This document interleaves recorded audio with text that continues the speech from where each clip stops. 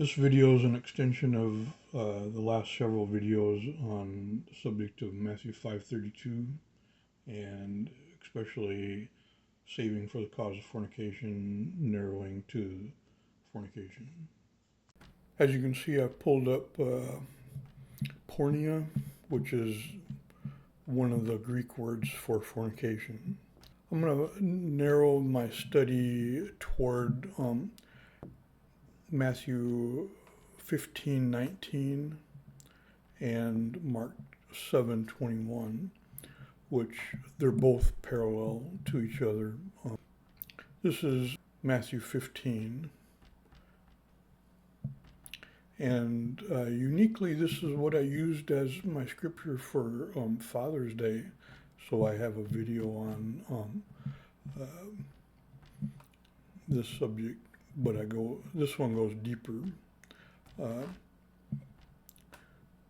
As you can see, the broad outline is on the subject of worship and what defiles man in relation to worship that causes vain worship. Worship that,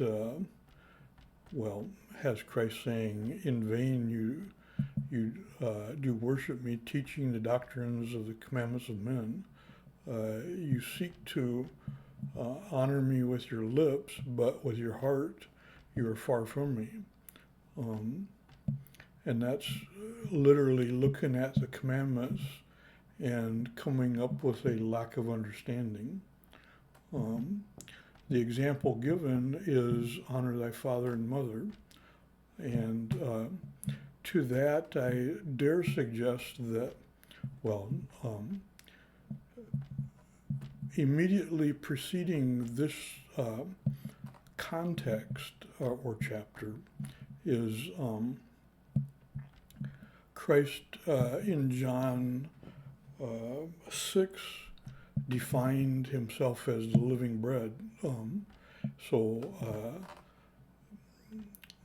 Bread becomes spiritual in its context, and here the Pharisees are addressing the bread, complaining that the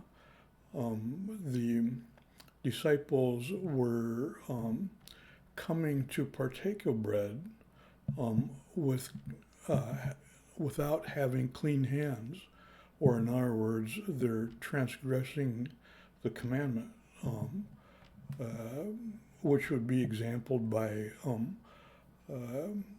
followers of Christ, instead of staying home helping their father with the business and causing the father to be in difficulty. So anyway, but the tradition, that's the tradition, but the thing that makes it most clear is that they didn't understand what it meant to be called by God through Christ, and to follow him in obedience to the commandment that has no other God before me, and to address that in context to honor thy father and mother. And so Christ is explaining what defiles a man, especially in verse 17. "Do not ye understand that whatsoever entereth in at the mouth goeth into the belly, and is cast out into the drought? But those things that which proceedeth out of the mouth come forth from the heart, and defile a man. That which enters into the mouth is the bread of communion. That which proceedeth out of the mouth is your word. For out of the heart proceedeth evil thoughts, murders, adulteries, fornications, theft, false witness, blasphemies. I dare paraphrase that into the essence of a violations of the Ten Commandments, since we're on the commandment subject. What defiles is disobedience to the commandments. But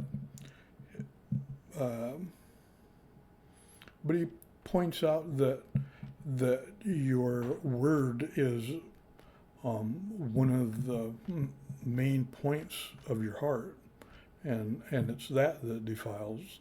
And in fact, to not have clean hands doesn't defile, because it's not an inherent disobedience to the commandment.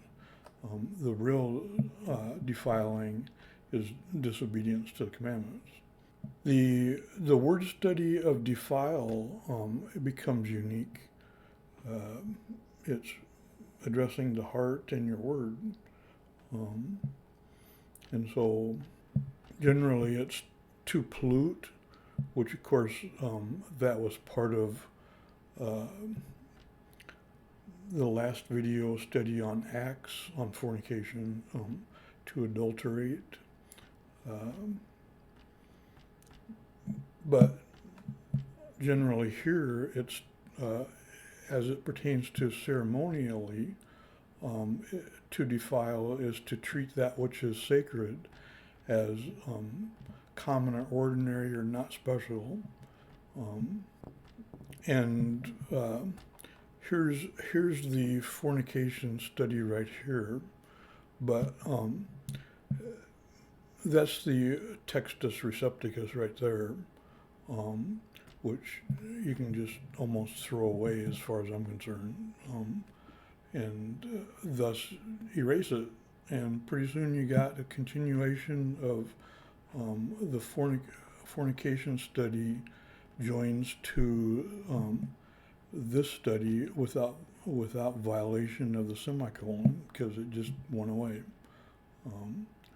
So if you join this to this under defile, let's study defile in Revelation. The defile named in Revelation is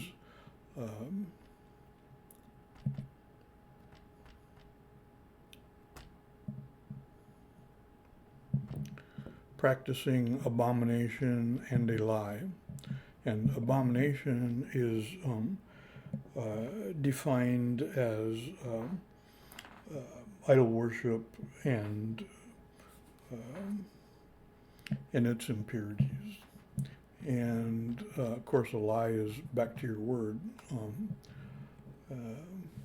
So to be written into the book of life, you need your word value, and you need to worship God, and not adulterate God with pollutions.